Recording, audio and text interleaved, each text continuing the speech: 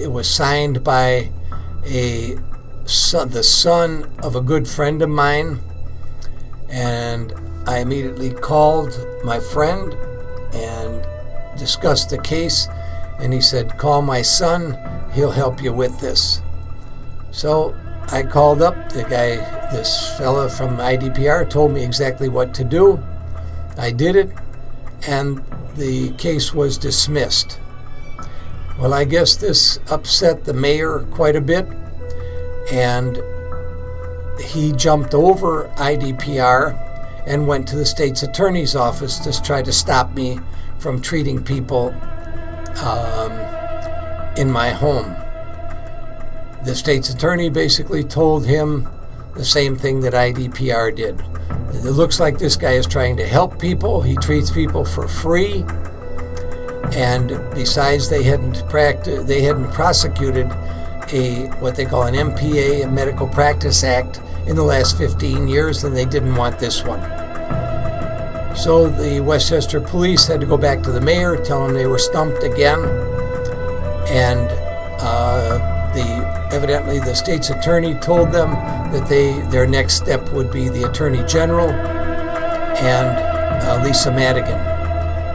Now, the mayor was very good friends with Lisa Madigan. She had cut ribbons at business openings in Westchester from time to time, and he called in his markers with her, and within a short period of time, there were 3 over black 400 horsepower Chevrolets parked in front of my house, blocking my driveway, the front lawn, and my neighbor's lawn, just in case I tried to escape. And 3 officers coming up the driveway with 9mm badges and an indictment for fraud, and telling me that I had to appear in court within 30 or 60 days and get a lawyer.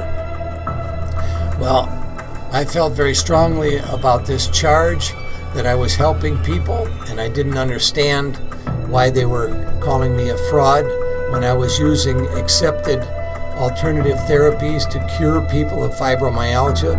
I was a researcher, and this was very important work to me because I had gotten fibromyalgia from my motorcycle accident and cured it and was very happy with the results. So I called Lisa Madigan's office, and after repeated calls, they told me that I must get a lawyer and start defending myself. I had a patient that I had cured of fibromyalgia a few years earlier, and her life was totally restored from my treatments, and it was priceless. So instead of paying me, she said that what I should do is, if I ever needed her help, she was a lawyer, to call her and she would see if she could help me. Well, that was one of the first phone calls I made after I got this indictment for fraud in 2000 from Lisa Madigan's office. 2 days later, she called me back and asked me to get a retainer together of $10,000 and go see George Collins at Collins and Bergeon Defense Attorneys. I called George's office, set up an appointment, and made a deposit at his office, and they started defending me. It ran about $1,000 a month for 40 months straight, and we proceeded into civil court, which was just a total scam on the court as to what I was doing. The state had no evidence of any type of fraud. They said that I was selling T-shirts with Mike Ditka's likeness on it, that I had been practicing things that had no scientific proof, especially my oxygen incentive living integrative therapy. I called it OILIT.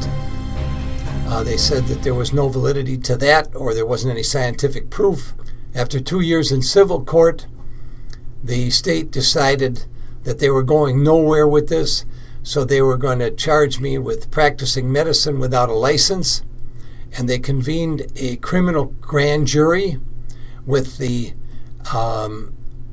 gal from IDPR as a witness. I was not permitted to be at the grand jury convening and had no idea what was going on.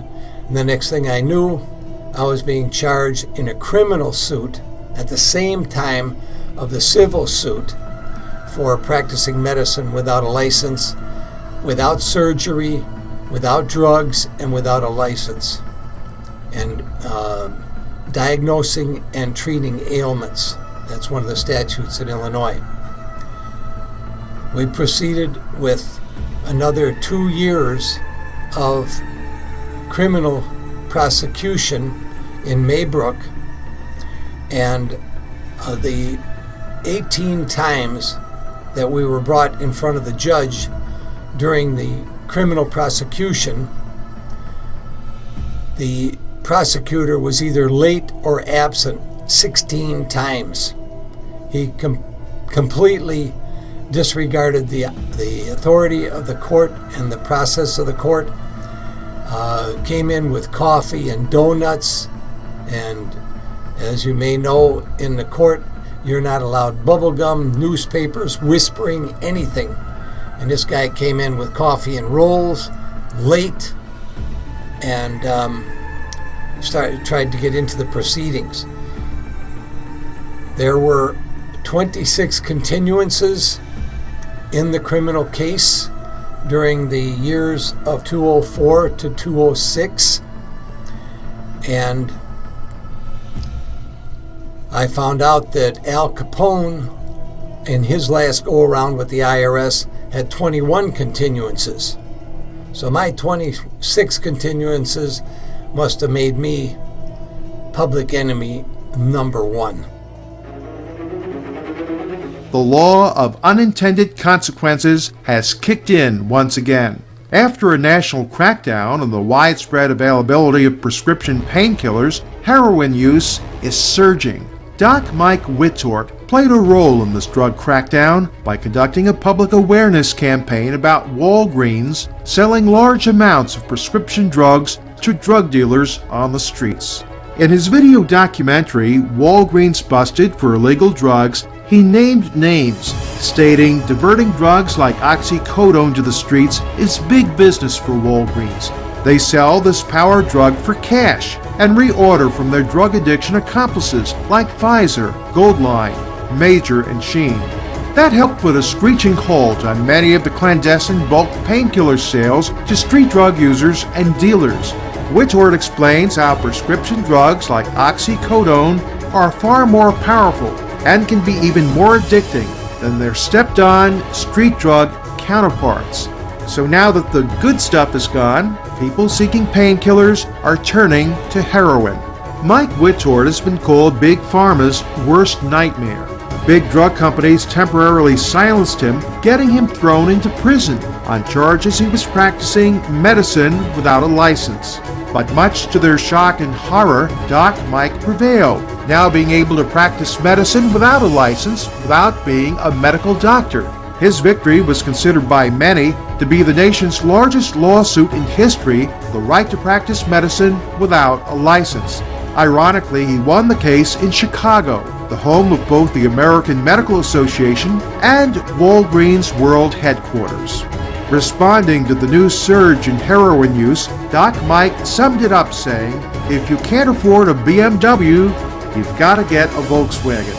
Before Whittort and others cried foul over Walgreens becoming the largest drug pushers in many neighborhoods, it was far easier to present a forged prescription to feed the habits of street users. So, with a record number of users going through painful drug withdrawal, heroin has filled the void, with alarmingly elevated uses in cities including Chicago. Due to its proximity to the United States, heroin production in Mexico has surged to the number 2 slot, just behind Afghanistan. And Obama's policy of keeping a porous southern border is not only allowing a large influx of undocumented Democrats to become de facto U.S. citizens, but also allowing billions of dollars in street heroin to fill the need that exists due to the crackdown and the easy availability of prescription painkillers. Prior to the crackdown, prescription drugs of choice for more than half of patients were opiates like oxycodone and hydrocodone. And if you think these powerful drugs are easy to get off of, think again. Ask people like Rush Limbaugh, who nearly lost his career after sustaining hearing loss as a side effect from legal, highly addictive drugs. One statistic that may change quickly is that in 2009, illicit use of pharmaceutical drugs and dietary supplements were responsible for well over 1 million emergency room visits, compared to only about 200,000 for heroin. With this new crackdown, and with millions of Americans addicted to pharmaceutical painkillers and diet drugs, we may soon see these numbers inverted, with heroin once again returning as the king of street drugs, as it once was decades ago. My introduction of Doc Mike came through a good friend, Dr. Terry Cavanaugh, DDS. I accompanied Terry to one of his treatment sessions with Doc Mike. Terry was undergoing a regimen of therapies from Doc Mike to help reverse the effects diabetes had taken on his body. In this session, with Terry's permission, Doc Mike had shown me the effects that diabetes had on Terry's toes.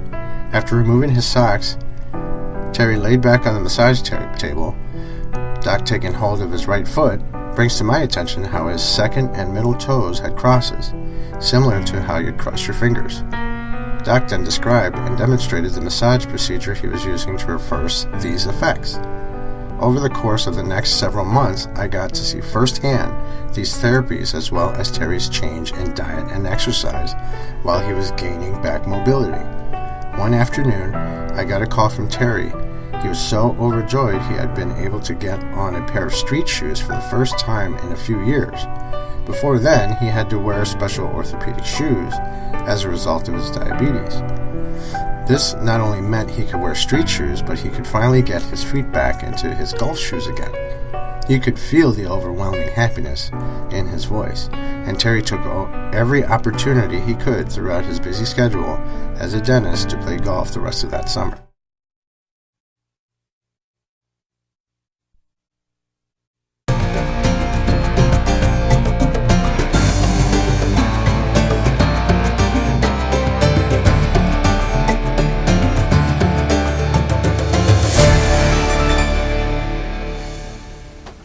Good day, ladies and gentlemen. My name is Mike Whittort. I'm a reflexologist, myotherapist, trauma therapist, and medical therapist. I would first like to thank my educators, Sharon Sauer from Chicago, George Ballou from the International Institute of Reflexology in St. Petersburg, Florida, and Dr. Turchaninov, who has encouraged me to do this work and to continue on with the resolution of different types of syndromes, and the main one, of course, is fibromyalgia. I would like to, at this time, come to a point where I started my education on fibromyalgia in 1998. There was a seminar given in Chicago on fibromyalgia that was called the 1998 Integrative Medicine Symposium Series. They talked about the ways to eliminate fibromyalgia and chronic fatigue syndrome. My theory that I received from this was that there would be no drugs used and gentle treatment. And it goes like this.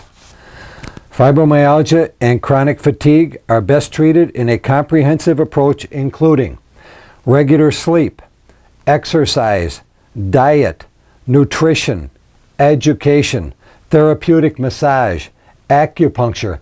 I prefer acupressure because it's non-invasive, relaxation techniques including vibration therapy, and stress reduction therapies. No drugs, gentle treatment.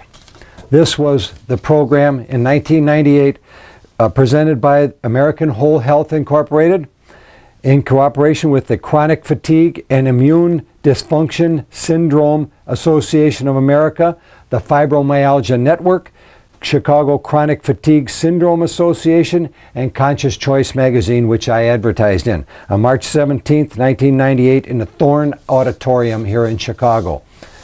Thank you very much, ladies and gentlemen.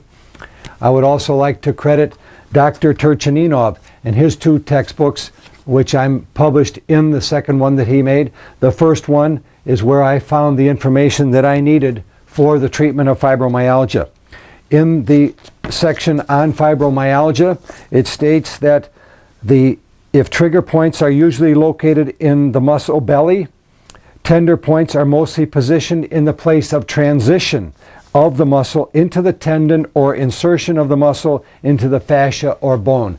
This is the basic total relief of fibromyalgia. When we release the tendons and the ligaments, the relief is very quick, it's profound, you go on with your life without fibromyalgia. I would also like to thank Drug Facts and Comparisons. I'll read you a little excerpt from their letter. Thank you for your fax of May 11th, 2001, requesting permission to adapt or produce pages from Drug Facts and Comparisons. We are flattered that you think so highly of our publication. We grant permission to reproduce the information as is listed below with the following stipulations. Monographs on skeletal muscle relaxants, centrally acting and direct acting. You must have any adaptation must be approved by Drug Facts and Comparisons. A proper credit must be given below Drug Facts and Comparisons. The credit lines must be prominently printed. Thanking you again for thinking of us. I hope this information is clear and acceptable. Please countersign the forms below. This is the Drug Facts and Comparisons, what I call the trap door for medications. Every manufacturer's warnings and adverse reactions are in these pages here. I refer to it very, very frequently. Another product I use, you'll see later in the demonstration, is the Hitachi Twin Head Massager. The RPMs run from 5,500 to 13,000 RPM, which are the body's thresholds for restoration. They're very dynamic.